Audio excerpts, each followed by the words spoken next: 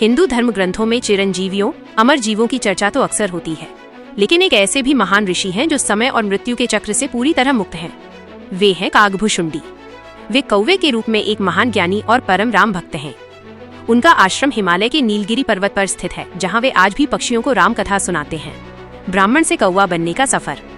कागभुशुंडी जी अपने पिछले जन्म में अयोध्या में एक ब्राह्मण थे। वे भगवान शिव के अनन्य भक्त थे, लेकिन अहंकारवश वे भगवान विष्णु और अन्य देवताओं का अनादर करते थे। एक बार वे शिव मंदिर में पूजा कर रहे थे, तभी उनके गुरु वहां आए। अहंकार के कारण कागभुशुंडी खड़े नहीं हुए। गुरु तो दयालु थे, लेकिन भगवान शिव ने अपने भक्त गुरु का अपमान सहन नहीं किया।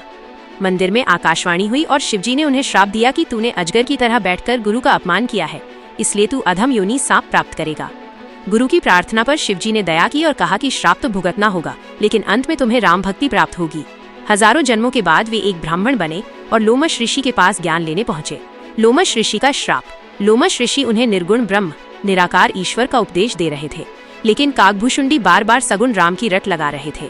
क्रोध में आकर लोमश ऋषि ने उन्हें कौवा बनने का श्राप दे दिया, लेकिन जब ऋषि ने देखा कि कौवा बनने के बाद भी उनकी राम भक्ति कम नहीं हुई, तो उन्होंने खुश होकर उन्हें इच्छा मृत्यु और अमरता का वरदान दे दिया। मल्टीवर्स, बहुब्रह्मांड की यात्रा। कागभुशुंडी जी ने भगवान राम के बाल रूप की परीक्षा लेनी चाहिए। जब प्रभु ने उन्हें पकड़ने के लिए हाथ बढ़ाया तो वे डरकर उड़ने लगे। वे तीनों लोकों में गए, ब्रह्मा जी के लोक तक पहुंचे, लेकिन राम का हाथ हमेशा उनके पीछे रहा। थककर जब वे वापस लौटे तो राम ने उन्हें अपने मुख में रख लिया। यहाँ शुरू हुई उनकी मल्टीवर्स की यात्रा। राम के मुख के भीतर उन्हें करोड़ों ब्रह्मांड दिखाई दिए।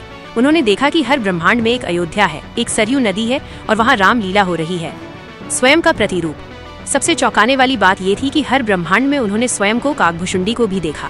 वे एक ब्रह्मांड से दूसरे में जाते रहे और यह सिलसिला 100 वर्षों तक चला, जबकि बाहर एक क्षण भी नहीं बीता था। 11 बार रामायण और 16 बार महाभारत। कागभुशुंडी जी कालजयी हैं। उन्होंने अपनी आंखों से काल के चक्र को घूमते देखा है। उन्होंने 11 बार रामायण घटित होते देखी है। हर बार कहानी में सूक्ष्म अंतर होते थे। उन्होंने 16 बार कुरुक्षेत्र का युद्ध और महाभारत की घटनाएं देखी हैं। वे बताते हैं कि हर कल्प यूनिवर्सल साइकिल में भगवान वही अवतार लेते हैं, लेकिन लीलाएं थोड़ी भिन्न होती हैं।